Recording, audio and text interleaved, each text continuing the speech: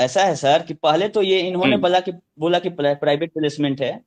दूसरी बार में इन्होंने बोला कि ये इंटरनल सहारा के लोगों के द्वारा लिया जाएगा, जैसे अभी मेंबरशिप देके और सोसाइटी में जमा हो रहा है। इसमें पब्लिक से कोई मतलब नहीं है, आपको सेबी का लाइसेंस नहीं चाहिए, उसका संविधान ही अलग है। लेकिन ये सहारा के लोगों से नहीं उठा के जनरल पब्लिक से उठा लिए, और एमसीए में जो ये प्रोस्पेक्टस दायर किए उसका नहीं वेटिंग नहीं नहीं, करवाना आप था उससे सेबी से। एक मिनट रुको रुको शुभम, मैं आपको क्रॉस कर रहा हूं, एक मिनट। अगर इंटरनल सहारा के इंटरनल काम है हमारा, तो सहारा एज एन एंटिटी 20,000 करोड़ रुपए जमा कर रही है, या सहारा के विद इन 50 लोग हैं, वो 50 लोग मिलकर के जमा कर रहे हैं? दोनों अलग अलग बात है, ध्यान रखिए। अगर सहारा को एज एन एंटिटी एमसीए में सहारा कंपनी प्लेस कर रही है कि साहब हमारा नेटवर्क बहुत तगड़ा है और हम इंटरनली हमारे पास हम जो है सो पैसा लगाने के लिए तैयार है, तो उसमें एमसीए तो ये क्रॉस चेक करेगा ना कि सहारा एज एन एंटिटी आ रहा है, या सहारा के विद इन 50 लोग हैं इंडिविजुअल कैपेसिटी में, जो सहारा कंपनी के किसी न किसी बोर्ड में हैं, वो 2-2 हजार करोड़ रुपया दे रहे हैं। ये तो एमसीए करेगा ना जस्टिफाई। ये बाहर से तो बात, अभी मान लो सहारा ने क्या प्लेस किया एमसीए के पास, एमसीए ने इनको परमिशन कैसे दिया, ये बहुत महत्वपूर्ण है जानना ना, ये मैं जानना चाह रहा हूं। जैसा ये डिमांड किए थे वैसा परमिशन मिला। इनका ये डिमांड तो था कैसे कि मिल गया भाई? डिमांड क्या किए थे, इनका डिमांड क्या था? डिमांड था कि ये प्राइवेट प्लेसमेंट है और इंटरनल है, विद इन सहारा ग्रुप के लोगों से ही हम पैसा लेंगे, पब्लिक से नहीं लेंगे।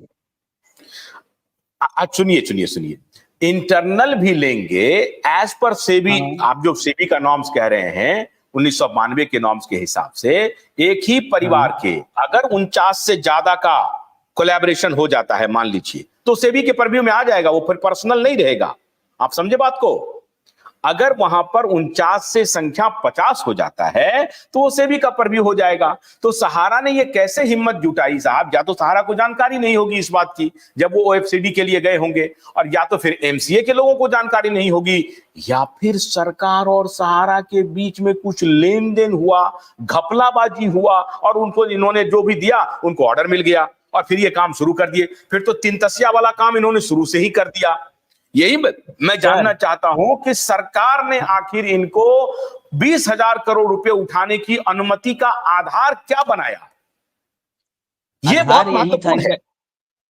इनका डिमांड जो रिटेन में है, वर्ड यूज हम्म हुआ है कि सहारा से एसोसिएटेड एसोसिएटेड सहारा ग्रुप से एसोसिएटेड एम्प्लाई, या उनके हाउ मेनी मतलब नंबर, हाउ इंटरनल मेनी, जो हाउ मेनी, हाउ मेनी, यही तो मैं कह रहा हूं, हाउ मेनी? 50 से ज्यादा? अगर 50 से ज्यादा गया तो उसे भी कहे। 50 से ज्यादा, इनको पता था कि 50 से ज्यादा है तभी प्रोस्पेक्टस का जरूरत है। 50 से नीचे में तो एमसीए को प्रोस्पेक्टस भी नहीं देना है।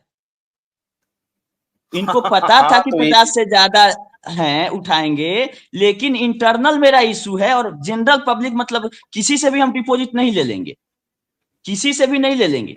हमारे सहारा के 10 लाख एजेंट है, जमा करा लेंगे, हम बता देंगे कि मेरा इंटरनल इशू है, कोई दिक्कत नहीं होता। अगर 10 लाख एजेंट ही जमा कर देते 50,000 करोड़ पर 20,000 करोड़, तो कोई सब कभी नहीं फंसती सहारा। लेकिन इन्होंने सेबी के नियम को स्किप करना चाहा, और जो डिक्लेरेशन ये दिए हैं वो गलत दे दिए।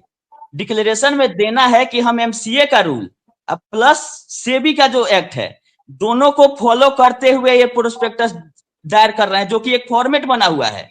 उस फॉर्मेट को इन्होंने एडिट कर दिया और उसमें से सेबी एक्ट को हटा दिया है। जो डिक्लेरेशन इन्होंने फाइल किया कि हम जो सारा नियम कानून मान रहे हैं, किसका? एमसीए का।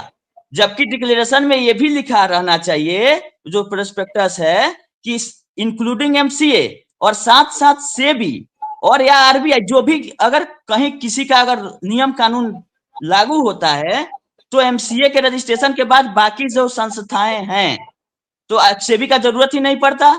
सेबी को क्यों लाया गया कि अगर आप शेयर डिबेंचर में डील करेंगे, 50 लोगों से ज्यादा अगर पैसा उठाएंगे, तो इसको पब्लिक इशू माना जाएगा।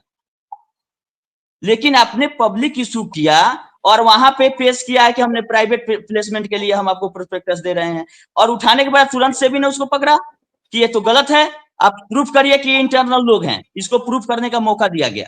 कि ये जो लोग हैं 50 से ज्यादा है, तो सभी सबको पता है, लेकिन ये इंटरनल है, ये भी प्रूफ कर दीजिए आप, हम मान लेंगे कि पब्लिक इशू नहीं है।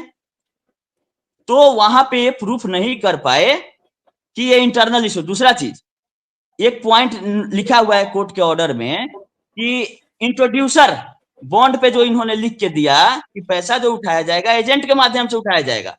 सर ध्यान दीजिएगा, इंट्रोड्यूसर, जो एजेंट को इंट्रोड्यूसर बोला जाता है, तो इस जो बहस चल रही थी, बहस में ये बोला गया है कि जब इंटरनल इशू था तो उसमें इंट्रोड्यूसर की क्या जरूरत है, ये बात बताइए हमको।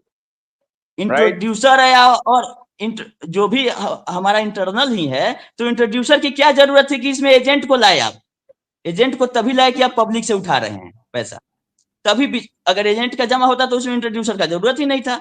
इस पॉइंट पे सुप्रीम कोर्ट ने सेबी को सही ठहराया है। मात्र इतना ही सा बात है कि ये पब्लिक इशू था, जबकि इन्होंने बोला था एमसीए को कि हम प्राइवेट प्लेसमेंट करेंगे, लेकिन हो गया ये पब्लिक इशू, और सुप्रीम कोर्ट ने भी ये मान लिया है कि ये पब्लिक इशू है। अच्छा, एक बात सारी हम और दलीलें जानना जो भी चाहते हम लोग दे हैं, रहे कई बार हैं, क्या ये होता है, दलील दी जा चुकी है कोर्ट में। अच्छा शुभम, कई बार क्या होता है कि मान लीजिए कि हम अपने को बड़ा 30 मार खा समझते हैं कि हमको बड़ा नॉलेज है, हमको बड़ा ज्ञान है, और हम बड़ी तेजी से दौड़ते हैं, और कई बार हमारे इससे स्लिप हो जाता है जहन से, दिमाग से, कि भाई ये भी कानून है, ये भी कानून है, ये कोलाइड कर सकता है, यहां पर हम फंस सकते हैं। तो क्या ये भी हो सकता है क्या कि सहारा तेजी से दौड़ने के क्रम में कुछ कायदे कानून को शायद ध्यान में नहीं रख पाई, या उसमें फंस गई, या नियत ही फंसने की थी और फंसाने की थी, ये जो आज कहा जा रहा है? क्योंकि मैं थोड़ा इवैल्यूएट करना चाहता हूं, और आप भी ये बात बोले हैं कि 2010 के पहले सहारा में जो कुछ भी पैसा, क्योंकि फाइनेंशियल जो ऑपरेशंस होते हैं, तो ये बात सही है कि अगर एक दिन सारे निवेशक चले जाए पैसा मांगने के लिए तो मुश्किल है किसी भी कंपनी के लिए देना, क्योंकि जो लेता है बाजार में लगाता है, और इसके पहले तो जो भी पैसा वो उठा रही थी वो एक नियामक बॉडी आरबीआई थी उसके हिसाब से कर रही थी, इसलिए उसमें तो पैसा सुरक्षित था। तो ये जो हो सकता है कि क्या उनकी गलती हो गई और एक विशियस सर्किल में फंस गए और उससे निकलना मुश्किल हो गया, क्या ये बात है, या नियत खराब थी?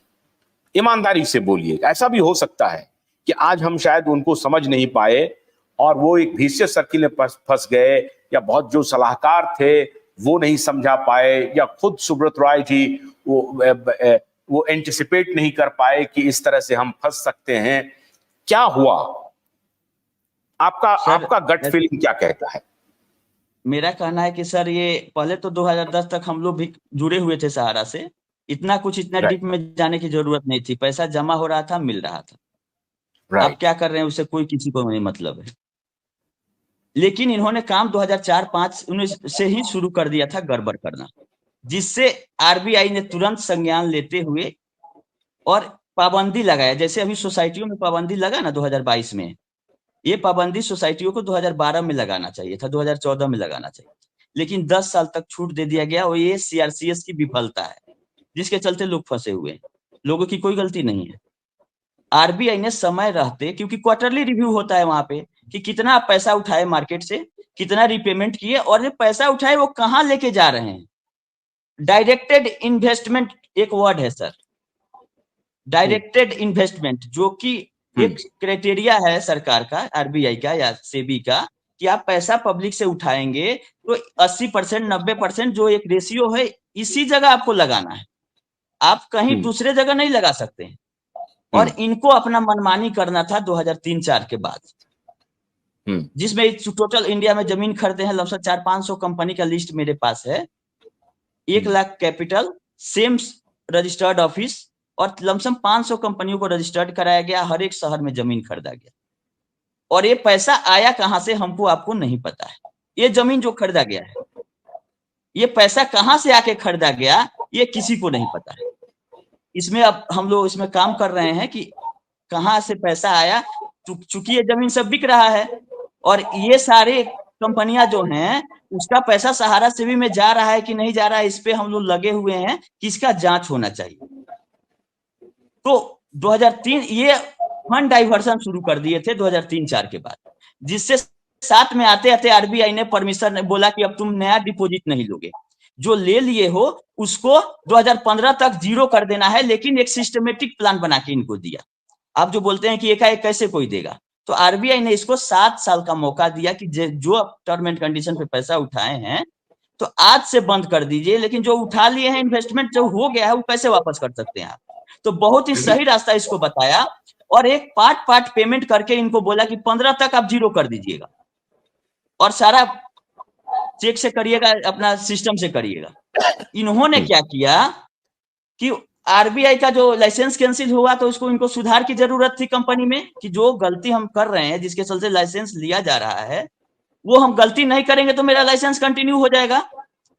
तो लाइसेंस कंटिन्यू उनको करना नहीं था क्योंकि मार्जिन बहुत कम है। अगर सही से आप बिजनेस चलाते हैं या सही डिबेट कराते हैं तो आपको भी चैनल को आगे बढ़ाने में बहुत मेहनत करना पड़ता है। लेकिन अगर किसी को गाली देना शुरू कर दें हम लोग जज साहब को, कल ही वायरल हो जाएगा पूरा चैनल। तो इनकी मनसा यही थी कि सही से काम करेंगे तो प्रॉफिट कम होगा और बहुत टाइम लगेगा। तो ऐसा क्यों ना करें कि शॉर्टकट में हम लोग ज्यादा पैसा जल्दी कमा ले।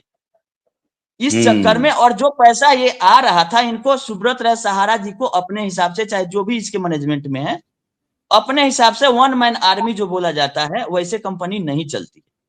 नियम कानून को ताक पे रखते हुए आरबीआई के रूल को वायलेट किए ये, तो इनका लाइसेंस लिया गया और 15 में आके लाइसेंस को कैंसिल किया गया और इन्होंने प्रूफ दिया कि हम पेमेंट कर दिए, जबकि हकीकत यह है कि पेमेंट नहीं करके कुछ पेमेंट किए, कुछ दूसरे स्कीम में अपना लेके चले गए, लेकिन वो सहमति से हुआ, कोई ऑब्जेक्शन नहीं किया, किसी को आपत्ति नहीं थी, विथ इंटरेस्ट दे दिया।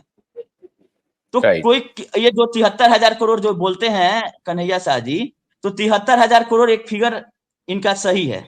कैसे सही है? 1998 में इनको लाइसेंस मिला था और 2008 तक इन्होंने पैसा उठाया है।